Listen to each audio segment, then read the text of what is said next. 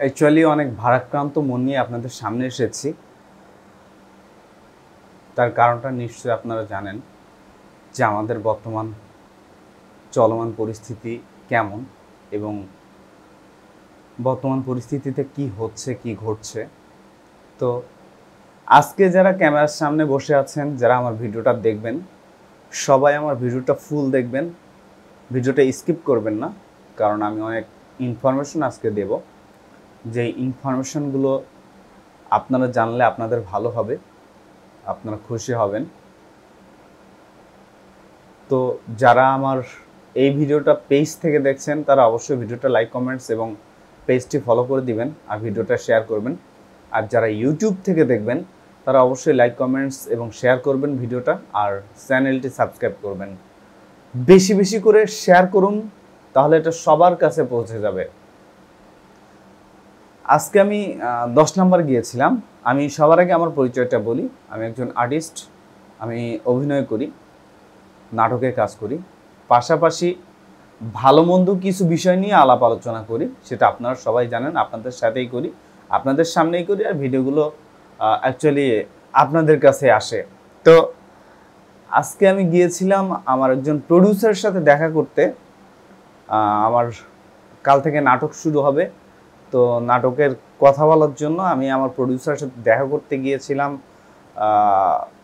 60 fit একজনের সাথে দেখা করলাম। অ্যান্ড দেন উত্তর 1 নম্বর ব্রিজ আপনারা সবাই চেনেন, আমি ওখানে গিয়েছিলাম। তো ওখান থেকে ফেরার পথে বেলা হয়তো বা 12টা বাজবে। তো ফেরার পথে আমি 10 নম্বর পর্যন্ত আসতে পেরেছি। আসার পরে যেটা দেখলাম যে চারিদিকে মানুষ আর মানুষ। তো ভালো করে অবজার্ভ করে যেটা বুঝলাম, একদিকে আছে স্টুডেন্ট, আরেকদিকে আছে হচ্ছে বাংলাদেশ আওয়ামী লীগ, যুবলীগ, ছাত্রলীগ, স্বেচ্ছাসেবক লীগ, কৃষক লীগ, শ্রমিক লীগ। তো এতগুলো লীগের পাশাপাশি বাংলাদেশের ছাত্রের পরিমাণ অনেক কম, সেটা আপনারা সবাই জানেন। কারণ একটা রাজনৈতিক দল কিন্তু বিশাল পরিসরের হয়, আর ছাত্রছাত্রী কিন্তু খুব কম সংখ্যক। তো যেসব মানুষগুলো এই ছাত্রছাত্রীদের উপরে হামলা করছে, সেসব মানুষগুলোও কিন্তু কারো না কারো বাবা, কারো না কারো সন্তান। তো যেই বাবাটা একটা ছাত্রের গায়ে হাত তুলছে, সে হয়তো বুঝতে পারছে না যে ওই ছাত্রের মতো তারও একটা সন্তান আছে। যদি আজকে ওই ছেলেটার জায়গায় তার সন্তান হতো, সে কি পারতো এভাবে গুলি করতে? সে কি পারতো এভাবে লাঠি পেটা করতে? সে কি পারতো এভাবে দা দিয়ে কোপাতে? হয়তো বা পারতো না, আবার হয়তো বা পারতো। কারণ আমরা পৃথিবীতে যারা বাস করি তারা কিন্তু নানা রকমের মানুষ দেখি, নানা প্রকৃতির মানুষ দেখি। কেউ বাবা সন্তানকে খুন করে দিচ্ছে, আবার সন্তান বাবাকে খুন করে দিচ্ছে। তো সেই ক্ষেত্রে এই যে বর্তমান চলমান পরিস্থিতি, অসহযোগ আন্দোলনের ডাক দিয়েছে, এটা গণ অভ্যুত্থানের দিকে যাচ্ছে, যেটাকে বলা হয় আমরা 1969-এ দেখেছিলাম, 1952-তে দেখেছিলাম, 1971-এ দেখেছিলাম। 1971-এ হয়তোবা দেশ স্বাধীন হয়েছিল। আর এখনকার ছাত্র সমাজ তারা বলছে যে তারা দেশটাকে আবার পুনরায় স্বাধীন করবে, সংস্কার করবে, সেই আন্দোলনে নেমেছে। তো আমার মনে হয় না যে ছাত্রদের উপরে এভাবে নির্বিচারে গুলি চালানোটা একদমই ঠিক হচ্ছে। আমি নিজের চোখে যেটা দেখলাম সেটা হচ্ছে যে আজকে 10 নম্বর পর্যন্ত আসার পরে দেখলাম যে বৃষ্টির মতো গুলি চলছে। গুলিটা চলছে বৃষ্টির মতো, বৃষ্টি যেভাবে হয় গুলিটা সেভাবে চলছে। বুঝতে পারছেন? এখানে একজন সাধারণ মানুষের জীবনের নিরাপত্তা নেই। একজন মানুষের তো কাজ থাকতেই পারে, সে রাস্তার পাশ দিয়ে হেঁটে যেতে পারে। এখন যে গুলিটা চলছে, সেই গুলিটা কার গায়ে গিয়ে লাগবে, কিভাবে লাগবে, এটা কিন্তু কেউ জানে না। তো গুলিটা নিশ্চয়ই কারো না কারো গায়ে গিয়ে লাগছে, ডেফিনেটলি লাগছে। হয়তো বা স্টুডেন্টের গায়ে লাগছে বা কোনো পথচারীর গায়ে লাগছে। আবার যারা স্টুডেন্ট আছে তারা অনেক খোয়া মারছে, ইট মারছে, তারা তো নিরস্ত্র। তাদেরও তো বাঁচতে হবে, তাদেরও একটা জীবন আছে। সো তারাও হয়তোবা বাঁচার জন্য বা হচ্ছে তাদের দাবি পূরণের জন্য তারা ইট পাটকেল ছুটছে। বাট নির্বিচারে এইভাবে অস্ত্র দিয়ে গুলি করা, এটা একদমই মর্মান্তিক একটা ব্যাপার, যেটা আমি কখনোই চাই না। তো আজকে নিজের চোখে যেটা দেখলাম, আমার চোখের সামনে দুইজন মানুষের মাথায় গুলি লাগলো, একজনের বুকে গুলি লাগলো, একজনের পিঠে গুলি লাগলো। একজনের দেখলাম যে ঠিক এ পাশটা, হ্যাঁ এ পাশটায় গুলি লাগলো আর এ পাশ থেকে বের হয়ে গেল। ওই মানুষটার চোখ দিয়ে রক্ত বের হচ্ছে, নাক দিয়ে রক্ত বের হচ্ছে এবং জিহ্বাটা এমন হয়ে গেছে এবং পুরা মুখ দিয়েও রক্ত বের হচ্ছে।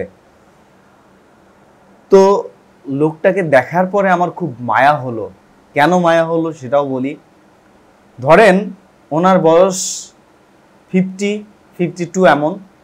তো উনি দেখতে খুবই সুন্দর, মাশাআল্লাহ, হয়তোবা হজ করে আসছে, নুরানি চেহারা। তো উনিও তো কারো না কারো বাবা, কারো না কারো ভাই, কারো না কারো সন্তান।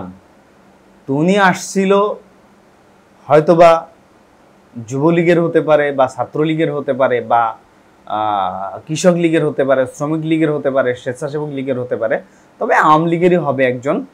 তো ওনার মাথায় গুলি লাগছে। তো গুলিটা যেহেতু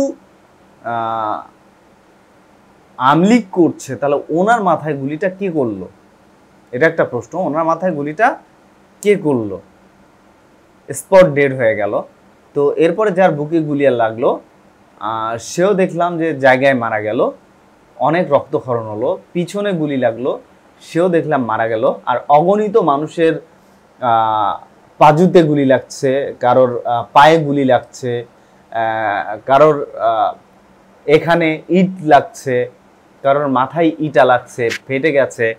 তো আমরা তো আসলে এরকম একটা দেশ কখনোই আশা করিনি, এরকম একটা দেশ কখনো আমরা দেখতে চাইনি। আমরা সবসময় চেয়েছি স্বাধীনতা, যেখানে আমরা নির্বিচারে কথা বলতে পারবো, আন্দোলন করতে পারবো, সবার সমালোচনা করতে পারবো। এটা সব থেকে বড় একটা ব্যাপার। তো আমি সাধারণ মানুষের হয়ে, সাধারণ মানুষ হিসাবে একটা কথা বলবো যে আপনারা যারা রাস্তায় চলাচল করেন তারা আপাতত কিছুদিন রাস্তায় বের হবেন না।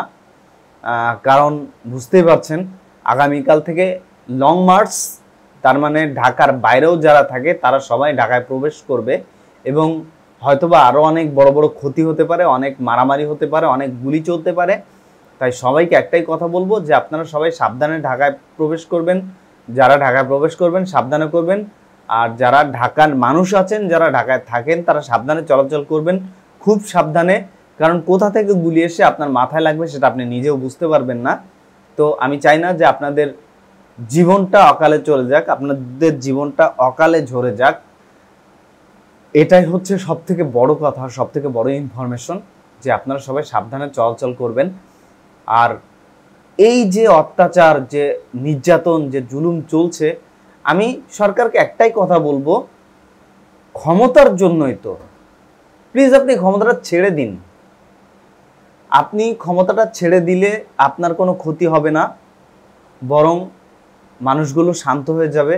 আপনি আবার নিরপেক্ষ নির্বাচন দিন, নিরপেক্ষ নির্বাচন দিয়ে আপনি যদি আবার জয়ী হন তাহলে আবার সরকার থাকবেন, যদি অন্য কেউ আসে তাহলে অন্য কেউ আসবে, নাহলে সেনাবাহিনী চালাক, দেশ যে কোনো একটাভাবে চলুক। তবে আমরা এই সংঘাত, এই মারো কাটো খাও রাজনীতি কখনোই চাই না, আর আজও চাচ্ছি না। আমি একজন সাধারণ মানুষ হিসাবে বলছি, আমি চাই সাধারণ মানুষ ভালো থাক, সাধারণ মানুষ তার ন্যায্য দাবি পূরণ করুক বা ন্যায্য দাবি পাক, সাধারণ মানুষ তার অধিকার ফিরে পাক, সাধারণ মানুষ তার ভোটাধিকার ফিরে পাক, যেন তার ভোটটা অন্য কেউ না দিতে পারে। একটা স্বাধীন সার্বভৌম রাষ্ট্র যেভাবে চলে আমরা চাই বাংলাদেশটা ঠিক সেভাবে চলুক। কিন্তু বাংলাদেশের বর্তমান পরিপ্রেক্ষিতে বা বর্তমান অবস্থা হয়ে গেছে সোমালিয়ার মতো, সোমালিয়ার থেকে খারাপ। যখন তখন নেট উঠিয়ে নিচ্ছে, ফেসবুক বন্ধ করে দিচ্ছে, ইউটিউব বন্ধ করে দিচ্ছে। যদি এমন করতে থাকে তাহলে আমরা কোথায় যাব? এটা সব থেকে বড় প্রশ্ন, আমরা কোথায় যাব?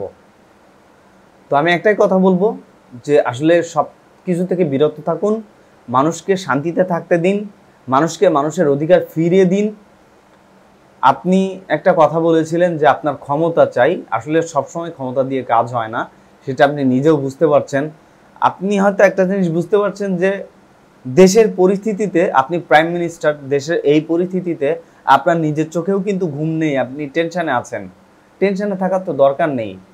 আমাকে মানুষ চাচ্ছে না, আমি ক্ষমতা ছেড়ে দেব। আপনি কিছুদিন আগে কিন্তু একটা টক শোতে বলেছিলেন বা আপনার ভাষণে বলেছিলেন যে আমাকে যদি মানুষ না চায় আমি চলে যাব, গদি ছেড়ে দিব, ক্ষমতা ছেড়ে দিব।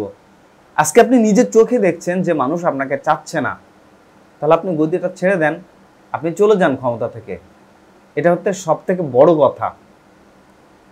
আমি জানি না ছোট মানুষ হয়ে কত বড় কথা বলে ফেলেছি, তো আমি যদি কোনো ভুল করে কথা বলে থাকি, কোনো ভুল কথা বলে থাকি, তাহলে আমাকে প্লিজ ক্ষমা করে দিবেন। আর এই ভিডিওটা সম্পূর্ণ সতর্কতার জন্য বানানো হয়েছে, সতর্কমূলক ভিডিও। এই ভিডিও নিয়ে কেউ কাদা ছড়াছড়ি করবেন না, কেউ উস্কানিমূলক ভিডিও ভাবে নেবেন না। এই ভিডিওটা দেখে সবাই সচেতন হবেন, এটাই আশা করব। তো আমি চাচ্ছি যে আপনারা সবাই ভালো থাকেন, আমিও ভালো থাকি, আমরা সবাই দুবেলা দুমুঠো খেয়ে দিয়ে বেঁচে থাকি, সুন্দর মতো করে বেঁচে থাকি, এই জন্যই ভিডিওটা তৈরি করা। তো আমার ভিডিওটা আমি এখানেই শেষ করছি, দেখাবে অন্য ভিডিওতে অন্য কোনো সময়। আসসালামু আলাইকুম।